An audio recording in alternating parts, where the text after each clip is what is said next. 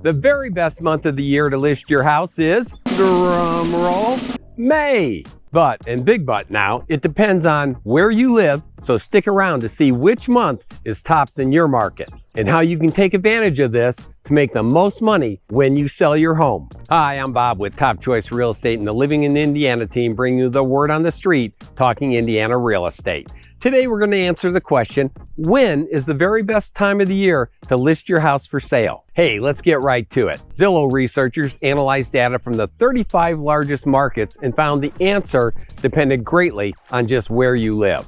For example, March was the best month for San Diego, Austin, San Jose, and Seattle. But October was tops for Tampa and November for Phoenix. Sandwiched in between were the best months for the most of us, with almost 1/2 of all cities enjoying the high times in the month of May. Here in Indianapolis, the best times was enjoyed in June, which was the second best month overall across the country. A second question, just how big a difference can it make? Well, Zillow researchers found the pump could be anywhere from 1 to 5%, again, depending on where you live.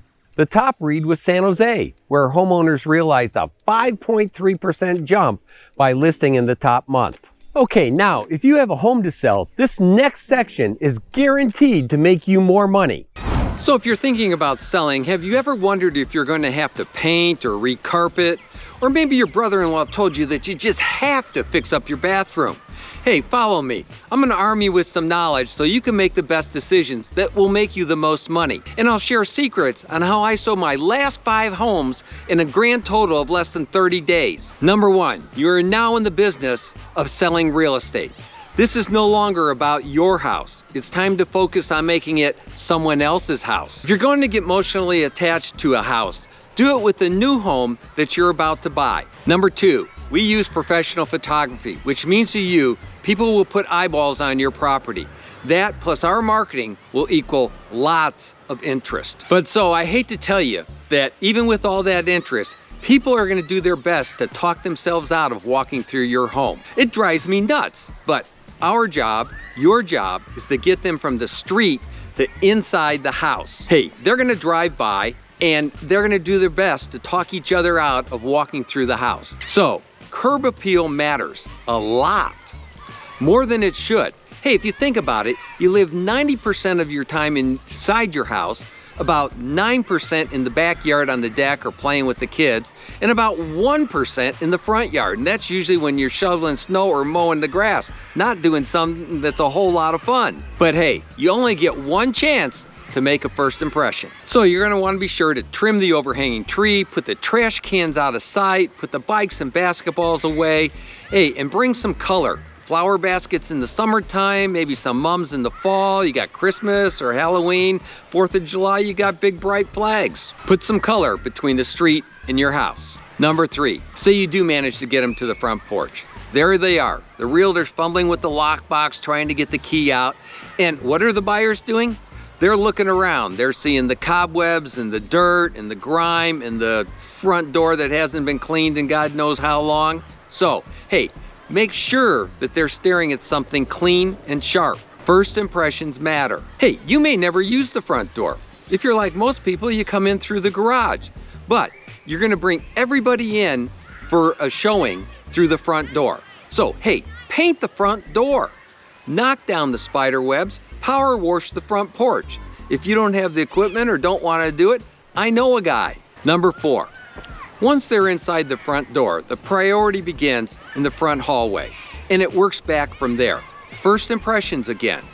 Hey, I've had people take one step inside a house and go, hey Bob, this one's just not for us. We're out of here. Hey, so the least important things to get done are the basement, the kid's bedroom, the garage. You can have all the boxes in the world in the garage and it doesn't matter. The side of the house, don't worry about power washing that. That's like the last thing that you do. What matters is everything as you move back through the house. That's what's most important. So concentrate your efforts beginning there. Number 5, there's a saying, and it's god-awful true. Kitchens and baths sell houses. Now, the price point may play a role in what you do. A few years back, I was doing a listing presentation with somebody, and it was a pretty nice house. I mean, it was kind of unique, but it was pressing a mill. And the guy just refused to consider putting granite countertops in. He said, well, they'll want to choose their own. Sorry, people looking at $1 million home do not want to look at Formica countertops. So consider what price point you're at and then do the things that need to be done to sell it to somebody shopping at that price point. You want to motivate them. It's not about you, it's about them. Make it attractive to them. Make them get their checkbook out. So you may want to consider, do the appliances match? Are they all working? Do all the burners work? Or is it obvious that there's something wrong with that kitchen range? Hey, it may not have bothered you. You may have lived with it for 10 years, but a buyer coming in, those are like trigger points for them, as to say, well, maybe the house hasn't been taken care of, or it just doesn't give you that first impression. You may need to tile a bathroom or update some plumbing or electrical fixtures. Hey, it all depends. And when it comes time to show your house or have people walk through your house, you're gonna wanna remember this, because yes, it's a pain in the donkey, but kitchens and baths sell houses. So take the time when people are walking through that those things look sharp. Number 6, you're gonna wanna walk through your house and you're gonna wanna thin it out. You wanna look at your countertops and the tops of chests of drawers and bookcases and all those things, and you wanna remove half of the items there. You wanna box them up, you wanna move them out, you wanna give it to Goodwill, you wanna haul it away. Then you wanna do half again. That's about what most of us have on our tops of our counters and our chests of drawers, is way too much stuff for the person coming in looking to buy. Now, this doesn't cost you a whole lot, but it does take a little bit of time and effort. Now, I don't agree with realtors that say you need to depersonalize your house totally. I think you need to convey to people that the people living here like to live here. Buyers like that feeling. They can tell when they walk through a house and it's a divorce situation and the guy's sleeping on a bed on the floor. That doesn't help create a good feeling. So, hey, you do what you can to make it feel warm. Even if you take out a lot of the personal stuff, leave enough so that they get a feeling that somebody enjoys living there. Hey, people even like seeing those notes on the kitchen table or on a chalkboard that say, 10 things we love about living here. That's something you might want to think about. Number 7, people ask me, should we get a pre-listing inspection? That way we could repair everything in advance. And I go, no. Hey, here's what inspectors do. They come into your place and they write for 3 hours. That's how they justify their fee. They're there for 3 hours. If you get a pre-listing inspection done and you repair 30 items, when the buyer's inspector comes in, he's gonna write for 3 hours. And you're gonna have another list that's equally as long as the first one. Every house has a list, and they're long. They go 50 and 100 items. And you know what? When you move out of your next house, you'll probably have that list too. Besides, you don't know how the buyer's gonna respond. You know, buyers have different comfort levels about different things. One guy may be an electrician. Another one, the wife's brother may be a plumber. They may not give a hoot about those problems, okay? So unless it's something just real glaring that's gonna get in the way of the sale, up front, if somebody writing an offer, hey, let it go. We'll deal with it at the time of the inspection, okay? Number 8, now, there are some problems that just must be taken care of. If you've got asbestos, or mold, or stained ceilings, or pet odors and stains, those are deal killers. I mean, people don't want to hear about asbestos, okay? It scares the living daylights out of them. If you know you got a situation there, take care of it before you put the house on the market. If you have black mold hanging off of something or other, get it taken care of before the people start walking through your house. Stained ceilings, people go, oh, I don't want to have to paint that ceiling. Hey, let me tell you, people walk through a house and it's one of the things that lots of people know, and the guy will look at that stained ceiling and he'll point it out to the wife, and then they'll walk through the house and he'll come back and he'll point out that stain in the ceiling. Now, you may have put a new roof on your house in the last year and it's not a problem, or fixed the toilet 5 years ago but never painted the ceiling. But it's a problem to that buyer, and you lose the buyer because you didn't get out a can of Kills, paint it, and then paint the ceiling. And if you don't want to paint the whole ceiling, hey, I know a guy. Not to solve these problems will cost you more than the repair work. Number 9, carpets. Hey, if they're dirty, clean them. If they have wrinkles in them, get them stretched. If they're just beyond use, replace them. And I know a guy.